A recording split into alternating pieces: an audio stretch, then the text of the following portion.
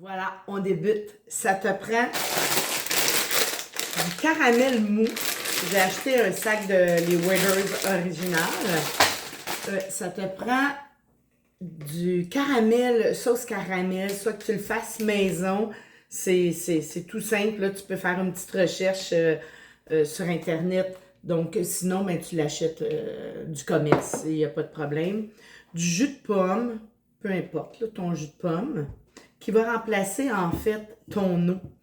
Moi, je mets toujours du miel dans mon pain. Et puis, ça te prend 2 pommes, moi, ben 2 ou 3 pommes, là, tout dépendant de la grosseur et de la quantité que tu veux mettre dans ton pain. Je préfère la Granny Smith pour cette recette-là. Et bien sûr, de l'huile extra vierge. Voilà, donc on débute avec 100 grammes de levain. De ce côté, mon levain, j'ai sorti mon levain mère du frigo. Il a débordé dans mon four micro-ondes. J'en ai fait beaucoup, c'est sûr, parce que comme je dis, je l'ai souvent dit, je suis un peu généreuse, là. Souvent j'en donne, puis là en plus j'ai ce pain-là à faire et j'ai 2 focaccia que je vais faire, donc il a débordé. Voilà, donc on commence avec 100 grammes de levain. La balance à 0. Et il est super beau en plus. Ouf! 100 grammes de levain. J'ai fait chauffer mon jus de pomme comme si j'avais fait chauffer mon eau en fait. Donc ma balance est à 0. Je commence avec 350 grammes.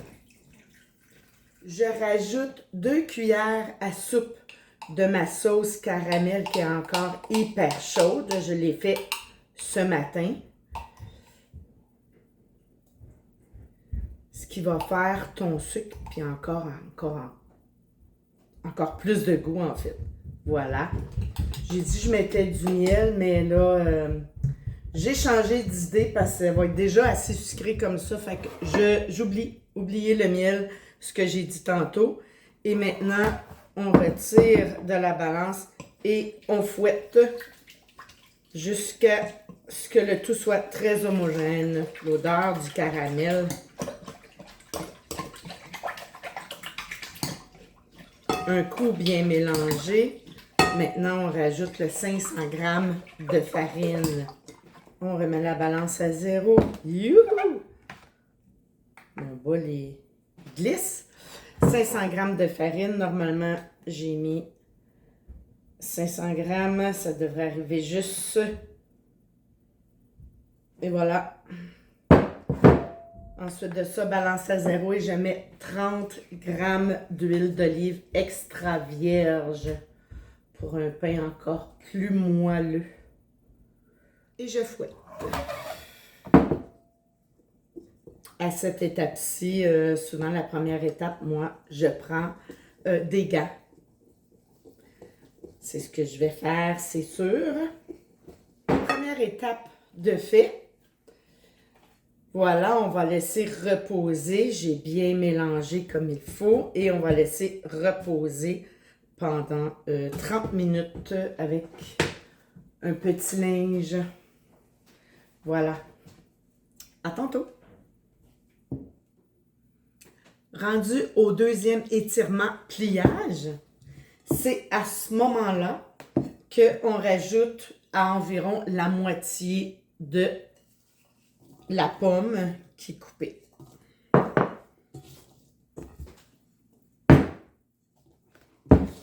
Et voilà.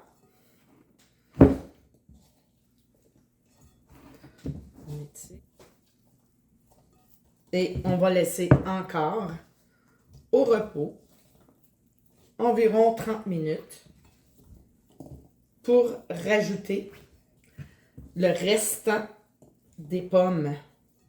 Et des belles bulles comme ça. Il est prêt à être façonné. On y va. Il devrait décoller assez facilement.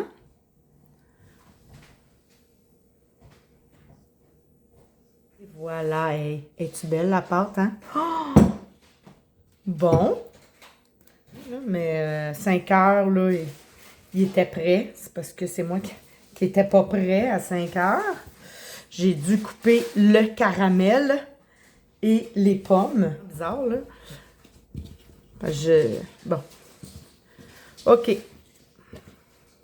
Oh! Caramel crémeux, c'est ça? Soft caramel, oui. Qu'on y va comme ça.